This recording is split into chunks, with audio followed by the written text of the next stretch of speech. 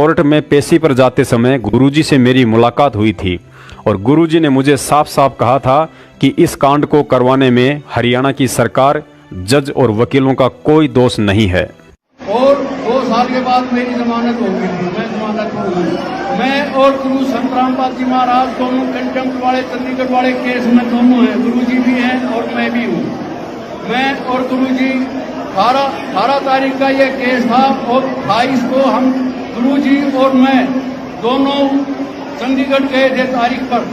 रास्ते में गुरुजी की और मेरी सारी बातें हुई। गुरुजी ने बताया ये सारा खेल अपना है, ये इसमें न सरकार का दोष है, न ये जज कुछ कर सकते हैं, न ये वकील कुछ कर सकते हैं, ये अपना मिशन है। और जैसे फिल्म 3 घंटे की बना रखी है, ऐसे परमात्मा ने पूरा केस तैयार करके ने और खत्म कर रखा है। पुण्यात्माओं, मास्टर रामकुमार ढाका का यह वीडियो देखकर परमात्मा की वाणी याद आ गई कि कहूँ साची माने बुरी यही परीक्षा नीच, और जितनी धोवे कच्ची दीवार उतनी माचे कींच।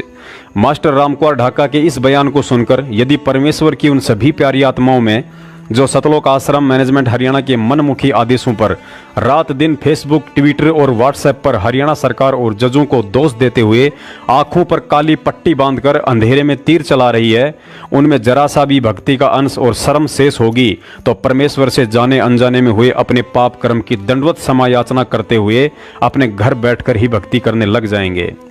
गुरुजी कहते हैं, चोर चुरावे तूमड़ी और गाडे पानी माँ, वो गाडे व ऊपर आवे सच्चाई छानी ना। पुण्यात्माओं, कांड के बाद जिस समय आप लोगों को मोहरा बनाकर हरियाणा सरकार और आईजी अनिल राव के खिलाफ समाज में जहर उगलवाया जा रहा था, उस समय जमानत पर बाहर यह मास्टर रामकुमार ढाका अपना हनीमून मनाने के लिए दक्षिणी अफ्रीका के जंगलों में नहीं बल्कि यहीं रोहतक में धक्के खा रहा था। लेकिन इसने सतलोक आश्रम मैनेजमेंट के मुखिया महेंद्र और मीडिया प्रभारी चांद राठी से यह कहते हुए एक शब्द भी अपने मुंह से नहीं निकाला कि जब मुझे गुरुजी ने स्पष्ट कह दिया था कि कांड में सरकार और जजों का कोई दोष नहीं है, तो फिर गुरुजी के आदेश के खिलाफ उनकी हजारों आत्माओं को सोशल मीडिया सेवादार बनाकर क्यों सरकार और जजों के खिलाफ जहर उगलवाकर उनके कर्म फुड़वाए जा रहे हैं। कारण यही था कि उस समय तक गुरुजी को किसी भी मुकदमे में सजा नहीं हुई थी और इन काल एजेंटों का मुख्य मकसद उस परम पिता के हजारों बच्चों को सरकार तथा जजों के खिलाफ जहर उगलवाकर उन्हें सजा करवाना था और उस मकसद में ये गद्दार कामयाब रहे। और आज कह रहा है कि सरकार और जजों का कोई दोष नहीं था। आज अपनी आंखों से सच्चाई देखकर भी यदि हमारे भ्रमित भगत भाई बहनों की आंखें नहीं खुलती है तो यही कहा जाएगा कि जानबूझ सांची तजय करे झूठे से ने, जाकी संगति है प्रभु शौपन में भी ना दे। और सतगुरु रामपाल जी महाराज जी ने तो तत्व ज्ञान लेने के बाद भी अंधी बनी बैठी ऐसी भगत आत्माओं के लिए यहाँ तक कह दिया है कि ये भगवान परमात्मा कहते हैं ये तो परमात्मा के दोषी हैं, अपराधी हैं। और कहते हैं पापी पर बाद ना बैठो, मुख देखे पाप लगे जाका, 9-10 मास गर्भ त्रास दी धिक्कार जन्म उसकी माँ का। आगे इस वीडियो में मास्टर रामकुमार ढाका कह रहा है कि जब मैंने गुरुजी से जेल से बाहर आने का टाइम पूछा तो वे हंसने लग गए और कहा कि ऐसे टाइम नहीं बताया करते। मैंने पूछा गुरुजी से कितना टाइम लग जाएगा, गुरुजी हंसने लगे, टाइम नहीं बताया करते। और ये फिल्म है, फिल्म देखते रहो, परंतु परमात्मा का ये खेल है, इसको बहुत जल्दी ही खत्म करेंगे इस केस को। और ये सारा केस मालिक के हाथ में है। पुण्यात्माओं, संत कभी दोगले नहीं होते हैं, लेकिन सतलोक आश्रम मैनेजमेंट के गद्दारों ने और उनके कलयुगी परिवार ने उन्हें दोगला साबित करने की पूरी कोशिश की है। जैसा कि इस वीडियो में आपने मास्टर रामकुमार ढाका को सुना कि जब मैंने गुरुजी से बाहर आने के बारे में पूछा तो वे हंसने लग गए और कहा कि ऐसे टाइम नहीं बताया करते हैं। तो पुण्यात्माओं, विचार करो, आज से 8 महीने पहले सतगुरु रामपाल जी महाराज जी की कलयुगी बेटी मंजू ने संगत में अपनी ऑडियो डालकर भक्तों को क्यों मूर्ख बनाया कि गुरुजी 3 महीने में बाहर आ जाएंगे। सभी भक्तों को सत्य है, कल गुरुजी का फोन आया था तो गुरुजी ने उसमें बताया था कि जितने भी भगत अंदर है ना 4 साल से जेल में, वो उन सभी को 21 दिन की छुट्टियां मिल जाएंगी, अभी बाहर आ जाएंगे वो। और उसके बाद 3 महीने के बाद बिल्कुल ही बाहर आ जाएंगे और सब मालिक के दया से अच्छा होगा। सरकार के दबाव में जज ने गलत फैसला लिया। किसी को डरना नहीं है, भक्ति करो, प्यार से रहो, शांति बनाए रखना, ये गुरुजी ने आदेश दिया था। और जैसा भी संभव होगा गुरु जी की ऑडियो भी जल्दी से जल्दी आ जाएगी सभी भक्तों के पास। सत्संग। और ये परमात्मा कुछ ही समय में, बहुत थोड़ा समय रह गया है, आएंगे अभी और सारे संसार को एक उसमें लेंगे और एक ही झंडा होगा और संत रामपाल जी का एक ही झंडा लहराएगा और सारा संसार इनके नीचे होगा। बस 2-3 साल की बात है, ज्यादा नहीं है, क्योंकि सारा खेल परमात्मा का रचा हुआ है और परमात्मा ही कर रहे हैं। इसलिए आप अपनी नित्य नियम आरती रामायणी समय पर करो, भक्ति करो और मालिक में विश्वास रखो। आपका इतना काम है, 2 रोटी मालिक नहीं देनी है। पुण्यात्माओं, आगे इस वीडियो में मास्टर रामकुमार ढाका अपने सामने बैठे अंध भक्तों को उपदेश देते हुए कह रहे हैं कि गुरुजी बहुत जल्दी ही बाहर आने वाले हैं, मुश्किल से 2 या 3 साल में ही आ जाएंगे। पुण्यात्माओं, यदि आपकी सूरत ठिकाने हो तो इस 26 करोड़ के गधे से सवाल जरूर करें कि जब तूने गुरुजी से बाहर आने के लिए पूछा तो गुरुजी हंसने लगे और कहा कि टाइम नहीं बताया करते। तो भाई रामकुमार जी, आप क्या गुरुजी से भी बड़े और अंतर्यामी हैं, जो 1.5 फुट का पाइप पकड़कर झट से मुंह फाड़ दिया कि गुरुजी 2 से 3 साल में बाहर आ जाएंगे। परमात्मा तो कहते हैं कि कठिन विषम गति रहन हमारी, कोई ना जानत है नर नारी, लेकिन आपने तो परमात्मा की ही भविष्यवाणी कर दी। संगत को मूर्ख समझकर उन्हें भ्रमित करने वाला तुम्हारा यह पाखंड हम पिछले 4 साल से खूब देख रहे हैं। पहले तो तुम अकल के अंधों ने संगत में पाखंड फैलाया कि गुरुजी 2018 में मंत्रियों के साथ गाजे बाजे के साथ बाहर आएंगे। फिर कहा कि 2019 के अंत में गुरुजी बाहर आएंगे। फिर सजा होने के बाद मंजू ने कहा कि गुरुजी 3 महीने में बाहर आएंगे। फिर मध्य प्रदेश के स्टेट कोऑर्डिनेटर सारना में गुंडे विष्णु साहू ने कहा कि यदि गुरुजी 6 महीने में नहीं आए तो मैं अपनी गर्दन कटवा लूंगा। फिर 2020 का फाकंड फैलाया कि जब आवे विश्वे बीसा, ना रहेगा ईसा ना रहेगा मूसा। और अब एक और नया ड्रामा शुरू कर दिया कि गुरुजी 2 से 3 साल में आ जाएंगे। पुण्यात्माओं, परमेश्वर कबीर साहिब जी की एक वाणी है कि मूर्ख को समझावते ज्ञान गांठ ना जाए, कोयला भी ना हो उजला, चाहे सोमन साबुन लगाए। एक समय एक शेर का बच्चा होते ही उसके माता पिता की मृत्यु हो जाती है। तरस खाकर एक बिल्ली ने उसकी मौसी बनकर पालन पोषण किया। युवा होने पर शेर ने कहा कि मौसी, आप कब तक मुझे अपना दूध पिलाती रहोगी? मुझे शिकार करने के कुछ दांव पेच सिखा दो ताकि मैं अपना पेट स्वयं ही भर सकूं। बिल्ली ने उसकी उत्सुकता देखकर कुछ ही दिनों में उसे सभी दांव पेच सिखा डाले। उसी समय थकान के चलते शेर को भूख महसूस हुई। आसपास कोई शिकार ना पाकर शेर ने बिल्ली को ही पकड़कर खाने की युक्ति सोची और जैसे ही उस पर झपट्टा तो बिल्ली तुरंत उछलकर पेड़ पर चढ़ गई। शेर बड़ा अचंभित हुआ और बोला, मौसी, तूने मुझे ये पेड़ पर चढ़ने वाला दाव तो सिखाया ही नहीं। बिल्ली बोली, अरे खबूस की औलाद, मैं तेरी धूर्तता से भली भांति परिचित थी। अगर तुझे ये वाला दाव भी सिखा देती तो आज तेरे जबड़ों में होती।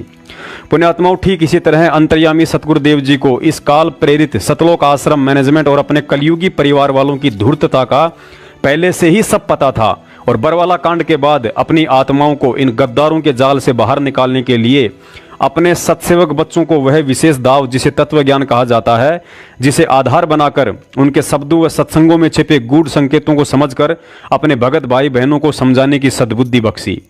और इसमें कोई संशय नहीं है कि ट्रू वीडियो चैनल पर सत्सेवकों की वीडियो देख देख कर परमात्मा की हजारों आत्माओं ने भक्ति विनाशक सतलोक आश्रम मैनेजमेंट हरियाणा से किनारा काटकर पुनः गुरुजी द्वारा बताई गई यथार्थ भक्ति विधि अपना ली है और इनके सत्संग, पेशियों और रैलियों में जाकर झूठे आदेश सुनने और खून निकलवाने के बजाय काम धंधा करते हुए अपने घर पर ही भगवान की भक्ति कर रहे हैं।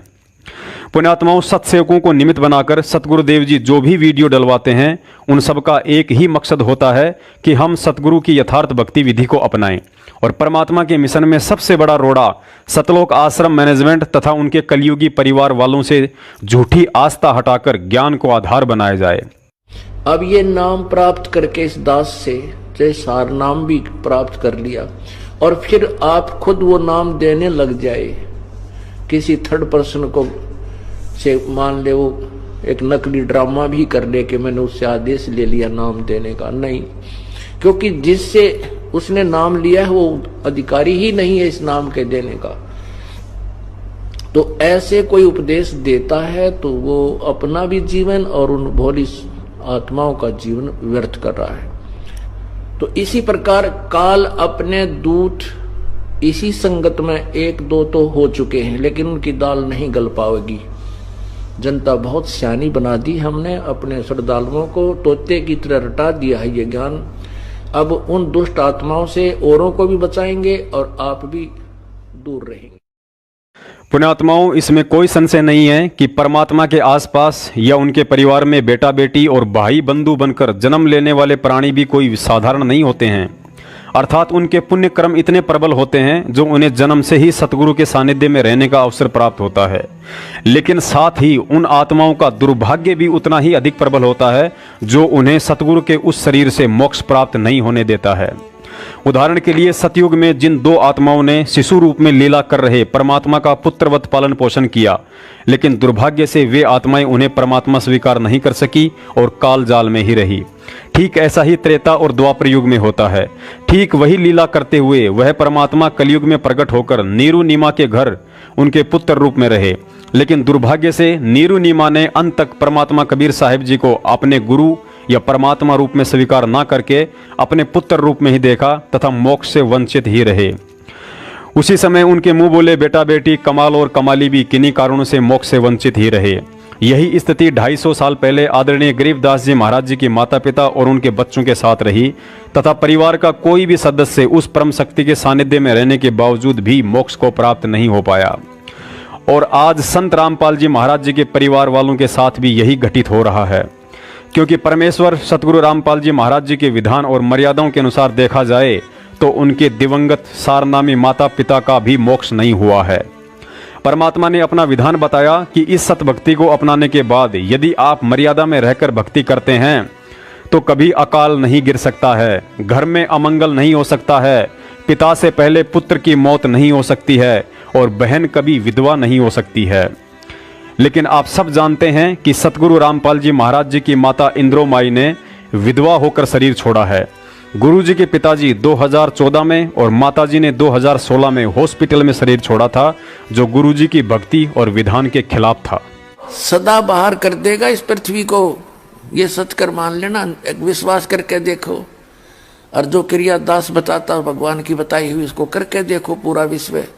जब पुनः सतयुग जैसा माहौल नहीं आ जाता, आवत गाई, क्योंकि सबने मानना पड़ेगा, ये आदेश है भगवान का।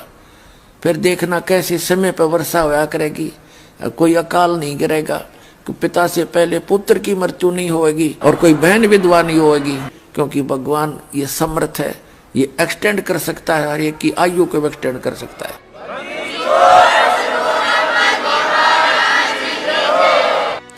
पुण्यात्माओं, यह बात सुनकर आपके मन में शंका नहीं बल्कि पहले से अधिक दृढ़ता और मन में डर पैदा हो जाना चाहिए और ये विचार करना चाहिए कि आखिर संत रामपाल जी महाराज जी के माता पिता बनकर भक्ति कर रही उन आत्माओं से ऐसी कौन सी गलती बन गई जो समर्थ परमात्मा ने उनका भी मोक्ष नहीं किया। पुण्यात्माओं, गुरुजी बार बार हम मूर्खों की गतिविधियों को देखकर हमें सावधान करते हुए अपने सत्संगों में जिक्र करते रहते हैं कि बच्चों, सतलोक कोई बरवाले का बस स्टैंड नहीं है जो रिक्शा पकड़कर पहुंच जाओगे, वहां जाने के लिए तो पूरा जोर लगाना पड़ेगा। मंगलाचरण में एक चौपाई आती है कि परम शक्ति संगीतम रिधि सिद्धि दाता सोही, अविगत गुण है अतीतम सत्य पुरुष निर्मोही। अर्थात वह परम शक्ति युक्त निर्गुण परमात्मा सभी प्रकार के सुख और वैभव देने में तथा कुछ भी करने में समर्थ है, लेकिन साथ ही वह सत्य पुरुष अर्थात सच्चा परमात्मा निर्मोही अर्थात मोह माया से सर्वदा दूर भी है। उसे ना तो माँ बनकर अपना दूध पिलाने वाली एक स्त्री का मोह झुका सकता है और ना ही पिता बनकर पालन पोषण करने वाले एक पुरुष का मोह दबा सकता है, तथा ना ही बेटा बेटी भाई बंधु और रिश्तेदारों से कोई विशेष प्रेम या लगाव होता है। उसका हर एक आत्मा के प्रति दृष्टिकोण एक समान होता है, चाहे वह उपदेशी हो या अनुपदेशी, चाहे सामान्य नागरिक हो या कोई राज दरबारी हो, चाहे परिवार वाला हो या बाहर वाले हो। अज्ञानी तो हम तुच्छ बुद्धि जीव हैं जो उनके विधान से अपरिचित होने के कारण उनके परिवार वालों के आंचल में छुपकर भगवान को प्रसन्न करके भक्ति का बोनस लेने की फिराक में लगे रहते हैं। सतगुरु रामपाल जी महाराज जी के सारनामी माता पिता का मोक्ष ना होना इस बात का पक्का प्रमाण और हम मूर्खों के लिए एक गहरा संकेत है कि जब तक इस ज्ञान को आधार बनाकर हम अपनी अंतरात्मा से गुरु को पूर्ण परमात्मा स्वीकार नहीं करेंगे, तब तक हम लाख जन्म भी मोक्ष के अधिकारी नहीं बन सकते हैं। परमात्मा कहते हैं, गुरु गोविंद दो नहीं भाई और दो समझे सो दो जग जाही। अर्थात वर्तमान में हम मूर्ख प्राणियों के बीच सतगुरु रूप में साक्षात स्वयं कबीर परमात्मा आकर सत भक्ति करवा रहा है। लेकिन हम बुद्धिहीन प्राणी अपने दिलो दिमाग में अभी भी 650 साल पहले वाले कबीर साहिब जी को ही परमात्मा समझकर सालाना उनका प्रगट दिवस मनाकर अपनी तत्वज्ञानहीनता का प्रमाण दे रहे हैं कि सतगुरु रामपाल जी महाराज जी तो केवल एक संत है, गुरु है, और परमात्मा तो कबीर साहिब जी ही हैं।